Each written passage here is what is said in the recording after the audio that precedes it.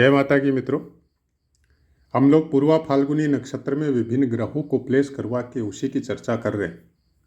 आज बात करते हैं कि पूर्वा फाल्गुनी नक्षत्र में अगर राहु और केतु आपके विराजमान हो विभिन्न चरणों में तो आपको कैसे फल प्राप्त हो सकते हैं।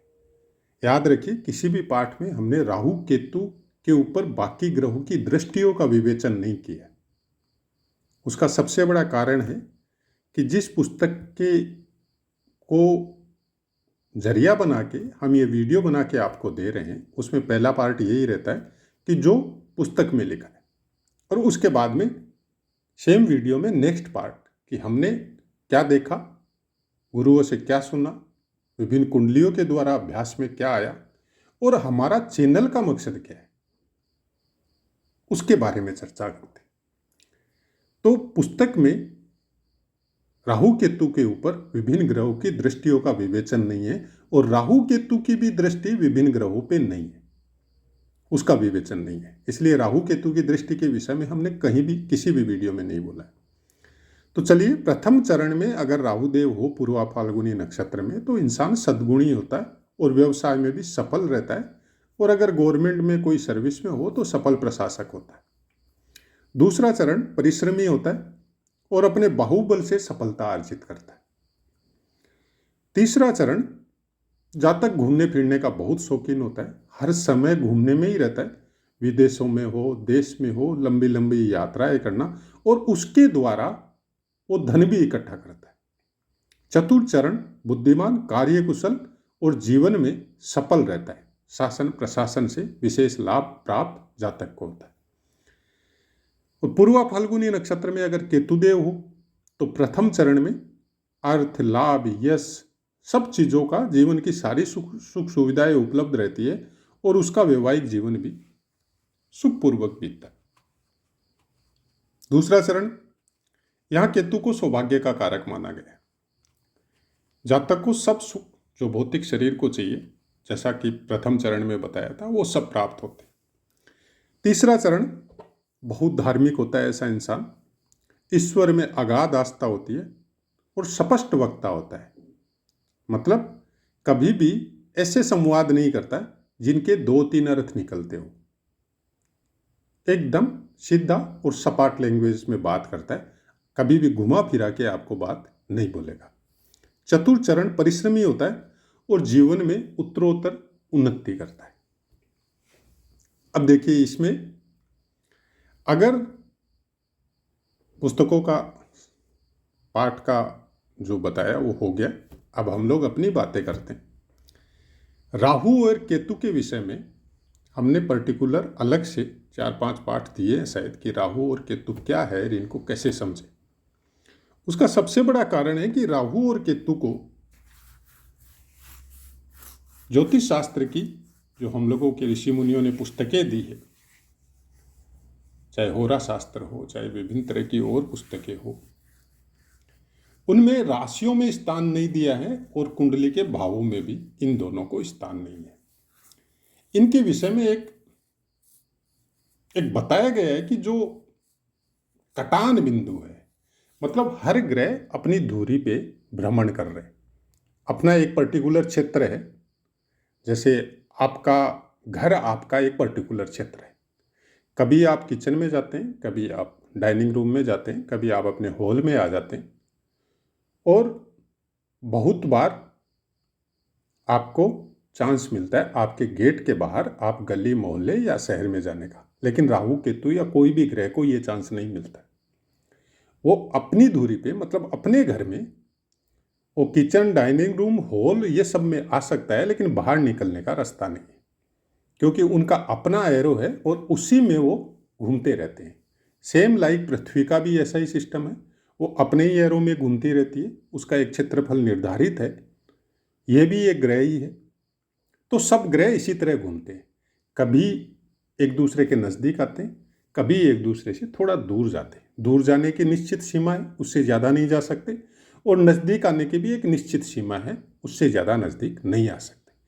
तो जो एरो है हम लोगों का, जैसे आप किसी के साथ चल रहे हैं, अब आपके अंदर और उसके साथ आप जिसके साथ आप चल रहे हैं उसका जो चलने का जो एरो है, मतलब जो गेप है, उस गेप के ऊपर जो कटान बिंदु होता है जहां आप एक दूसरे को छुए नहीं, वहां का जो सीमा रेखा है कि आपका एरो दूसरे को नहीं काटना चाहिए। आप एक गोल चक्कर बना के देखिए, 2 गोल चक्कर बनाइए और ऊपर में नजदीक नजदीक बनाइए, एक दूसरे को टच नहीं होना चाहिए। ऊपर में जो कटान बिंदु है कि अब टच हो सकता है, वो ऊपर वाला को राहु मान लिया गया, नीचे वाला को केतु मान लिया गया। अब दिखता नहीं है और कटान बिंदु बता दिया गया। मतलब अगर सट हो जाए, टिक जाए एक दूसरे के पास या लग जाए एक दूसरे के साथ, तो फिर बताने के लिए न तो हम होंगे या हमारे जैसे होंगे, न सुनने वाले आप होंगे, सब कुछ।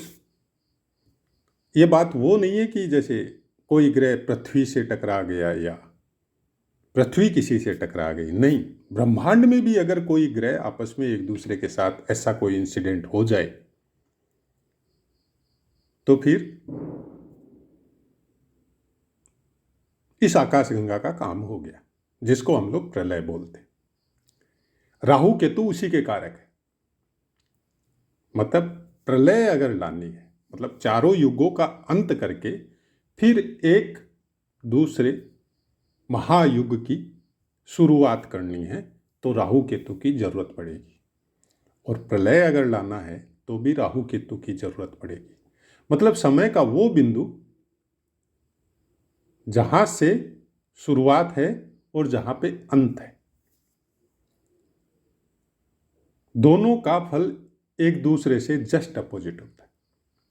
राहु आपको माया से संबंधित बातें करेंगे और केतु आपको अध्यात्म, ध्यान, धर्म, मोक्ष से संबंधित बातें करेंगे।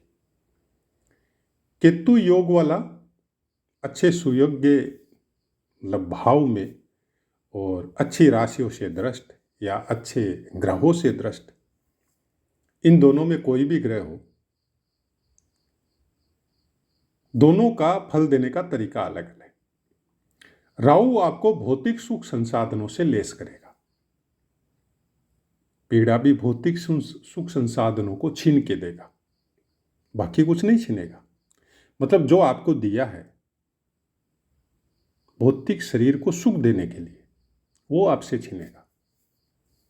और केतु आपको भौतिक संसाधनों के साथ आपको उनसे उससे निर्लिप्त होने की कला भी देगा। मतलब आपका सुखों के प्रति धीरे धीरे मोह भी छुड़ाएगा। सब कुछ होगा पास में,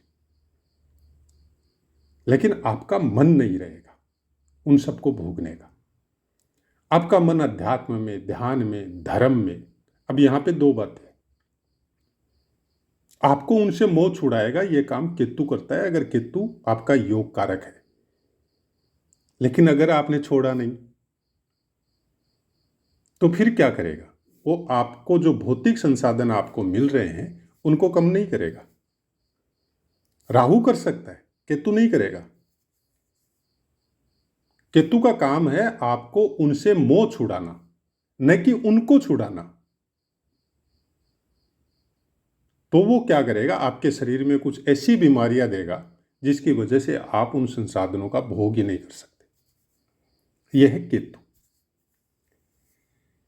अब जिस ग्रह में या जिस नक्षत्र में ये योग कारक होते हैं, दोनों में ये फर्क है। दोनों धन संपत्ति दे सकते हैं, दोनों माया का विस्तार कर सकते हैं, दोनों सुख दे सकते हैं आपको। लेकिन एक जब छीनेगा, राहु जब छीनेगा तो आपके भौतिक संसाधन छीनेगा। लेकिन केतु आपके मन का चैन छीनेगा अगर उसके कहे अनुसार आप नहीं चले। मान लीजिए आपके जन्मपत्री में केतु के द्वारा धन संपदा इकट्ठी हो रही है तो आपका सब कुछ अच्छा रहेगा। आप परोपकार कीजिए, अध्यात्म कीजिए, ध्यान कीजिए, धर्म कीजिए, वेद वेदांगों का पाठ कीजिए। सनातन धर्म जो मनुष्य का मनुष्य के साथ मनुष्य तत्व का व्यवहार होना, इन बातों को अगर आप गांठ बांध के रखते हैं कि कोई दुखी आया आपके दरवाजे पे कोई आपसे हेल्प मांगने के लिए भगवान ने आपको हैसियत दी है, तो आप उनसे अपना रिश्ता मत देखिए। उसने आपके साथ क्या बुरा किया वो मत देखिए। आपकी ड्यूटी है उसका हेल्प करना, क्योंकि सब कुछ केतु का दिया हुआ है और केतु ये ड्यूटी प्रोवाइड करवाता है। अगर नहीं किया तो फिर बीमारियां देगा। केतु आपके शरीर को क्षति पहुंचाता है, राहु शरीर को क्षति नहीं पहुंचाता। राहु आपके दिमाग को क्षति पहुंचाता है। दिमाग से धन संपदा इकट्ठी होती, तो आप ऐसे फैसले करेंगे कि पूरे वो भौतिक संसाधन नष्ट हो जाएंगे। केतु ऐसा नहीं करता, क्योंकि केतु के पास दिमाग है ही नहीं, उसके पास मन है, आत्मा है, प्राण है। वो वहां पे हिट करेगा। उसके पहले ही अगर आप उसके अनुसार काम कर लो तो वो हिट नहीं करेगा। राहु आपको दे रहा है, राहु आपको छीने नहीं, उसके पहले अगर ये काम कर लो कि अपने दिमाग को सेंटर में रखो, कोई भी गलत फैसले नहीं करने, जो भी दिया है उसको भगवान की इच्छा समझ के स्वीकार कीजिए, लेकिन उसको मल्टीप्लाई करने के चक्कर में मत जाइए। धर्म ध्यान में लगिए, लोगों का भला करने में लगिए, तब राहु फिर कुछ नहीं करेगा, क्योंकि आपने केतु को एक्टिव कर दिया है। आप धार्मिक होते ही, आप लोगों का भला करने में उतरते ही, आप ट्रस्ट या वृद्धाश्रम में कुछ देते ही आपका केतु एक्टिव हो जाता है। और केतु अगर योग कारक है जन्म कुंडली में, तो फिर आपको कहीं भी डिगने नहीं देता। तकलीफ चाहे प्रारब्ध के अनुसार कितनी भी आए, आपके साहस को वो बल देते रहेगा। हर मुसीबत से लड़ना आपको सिखाएगा। बाकी जन्मपत्री में अलग अलग टाइप से अलग अलग विवेचना आती है, सबका अपना अपना ज्ञान है और ज्ञान की कोई सीमा नहीं है। एक इमेजिनेशन का ज्ञान है, एक अध्यात्म का ज्ञान है, एक पठन पाठन का ज्ञान है, एक गुरु आशीर्वाद, गुरु के वचनों का ज्ञान है, और उससे ऊपर प्रभु के द्वारा नाड़ियों में स्पंदन होके बहुत सी बातें ऑटोमेटिक आपके हृदय में जागृत होती है। वो एक डिफरेंट ज्ञान है, जिसका साक्षात उदाहरण बहुत जगह देखा है हमने, बहुत ज्ञानियों के पास देखा है कि कहीं नहीं सुना, कहीं नहीं बोला गया, कहीं पे भी कोई पुस्तक में लिखा हुआ नहीं, ऐसी ऐसी बातें भी उनके साथ रह के सुनी है, देखी है प्रैक्टिकल में। तो केतु एक्टिव होने से ऐसी चीज़ों से सामना होता है आपका। तंत्र मंत्र में सिद्धि हो, वेद वेदांगों में वो रहस्य जानने की कला या वो बुद्धि हो, अलग अलग गुरुओं से जो सही है उनसे आपका मिलन हो, नेचुरलिटी को इस तरह से समझते हैं कि आप अपने, जैसे जैन धर्म में बताया जाता है, साधु संत जब विचरण करते हैं तो एक मोर पंखी वो कुछ लेके चलते हैं, उसका नाम शायद पिछी न कुछ ऐसे ही है। तो उस जगह को वो झाड़ू से बुआर के फिर बैठते।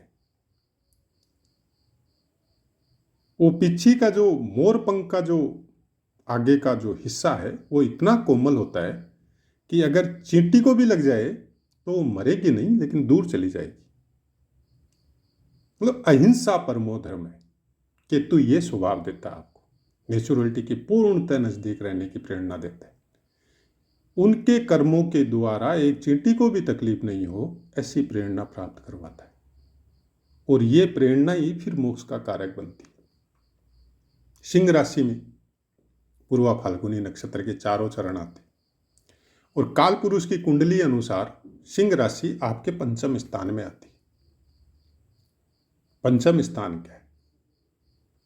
आपका वो ज्ञान जो आजकल के समय में बोला जाता है हायर एजुकेशन। जब ज्योतिष शास्त्र के पुराने शास्त्र हम लोग उठा के पढ़ते हैं या गुरुओं के द्वारा सुनते हैं,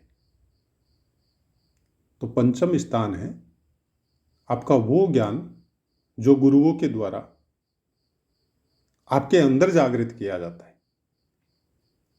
या वैसी पुस्तकें जिनके द्वारा आपको, मतलब इस तरह से आपको ज्ञान प्राप्त होता है श्रद्धा हो, भक्ति हो, लोगों का भला करने की प्रेरणा हो, ये जो सनातन धर्म का जो मतलब युगों युगों से चलता हुआ आ रहा है वो ज्ञान, वो पंचम स्थान है। और यहां पे कोई भी ग्रह, हम केवल राहु केतु की बात नहीं कर रहे, पंचम और नवम में ये दो स्थान ऐसे हैं, यहाँ पे क्रूर ग्रह हो, खल ग्रह हो, सौम्य ग्रह हो, द्विस्वभाव ग्रह हो, अगर भूलवश, योगवश, दृष्टिवश अगर आपको बुरा फल दे रहे हैं तो सबसे अच्छा तरीका है उनको ठीक करने का कि पंचम स्थान में बैठा है तो आप अपनी बुद्धि के द्वारा लोगों का भला कीजिए, अपने ज्ञान के द्वारा अपनी भक्ति को इस सीमा तक ले जाइए कि जब ईश्वर के सामने या किसी भी इष्ट जो आपका है उसके सामने बैठे, चाहे माता पिता के सामने, तो आपका मन एकदम उनके प्रति इस तरह से आस्था से भर जाए कि आंखों से पानी आना चालू हो जाए। तब वो ग्रह कभी भी बुरे फल नहीं देगा, क्योंकि आपने उस पंचम स्थान को इस तरह से जागृत कर दिया है, उस ज्ञान को उस सीमा पे ले गए हैं जहां ग्रह आपको खराब फल देने की हिम्मत नहीं कर सकता। उसके अंदर इतनी ऊर्जा ही नहीं है, क्योंकि प्राण शक्ति अगर आपकी जागृत हो गई तो आत्म प्रकाश होने लगता है। आत्मा को जो प्रकाश है शरीर में, उसका होना ही पंचम स्थान जागृत होना है। आज बहुत से वीडियो के द्वारा हम लोग सुनते हैं ऐसी बातें, ये स्थान जागृत कर लो ये हो जाएगा, वो स्थान जागृत कर लो ये हो जाएगा। भाई, जन्मपत्री जितनी भी बनी है लोगों की, जिन्होंने भी जन्म लिया है,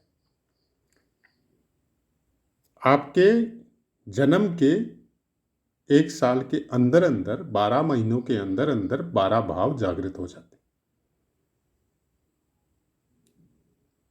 किसी की जन्मपत्री में बालारिष्ट योग है या और है तो ज्योतिष शास्त्र में इसके बारे में साफ साफ बताया गया है कि 12, 13, 15 साल तक किसी बच्चे की जन्मपत्री के विषय में ज़्यादा सोचने की ज़रूरत नहीं है। शुरुआत में कहीं पे आपने दिखाया, एक छोटा सा बनता है, टेवा बोल सकते हैं आप उसको, तो वहाँ पे ही वो पंडित या कोई बता देता है कि बच्चे के संबंध में 1 साल के भीतर भीतर ऐसे ऐसे हवन यज्ञ मंत्र जाप या ध्यान साधना या माँ बाप का कुछ कर्तव्य वो बताते हैं, उसके अनुसार करना है। उसके बाद में एक नियम होता है हम लोगों के सनातन धर्म के संस्कारों में, उन नियमों को फॉलो कीजिए। उन नियमों को अनुसार अगर उस बच्चे का डेवलपमेंट आप कर रहे हैं, फर्स्ट 12 भाव 1 साल में ही जागृत हो गए, उसके बाद में धीरे धीरे उसके कर्मों के अनुसार जैसे जैसे वो संस्कार परिपूर्ण होते जाएंगे, लास्ट संस्कार आपका आता है, मतलब वो तो अंतिम संस्कार है। उसके पहले जो संस्कार आता है वो है शादी का संस्कार, विवाह संस्कार। वहां आते ही आपके संपूर्ण भाव एक्टिव हो जाते हैं, कोई भी भाव डीएक्टिव नहीं रहता है।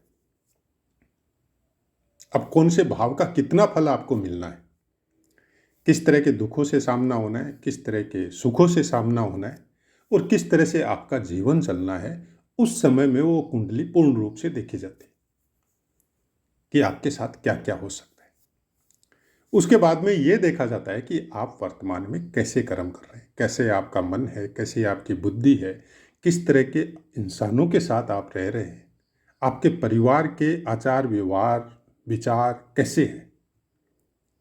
उसके अनुसार ये पता चल जाता है आसानी से कि इस बच्चे के इस समय में कौन से ग्रह ज़्यादा एक्टिव है, चतुर्बुद्धि है, दुष्प्रवृत्ति है, कुकर्मों में ध्यान दे रहा है, तो उस तरह के भावों के विषय में गणना करेंगे।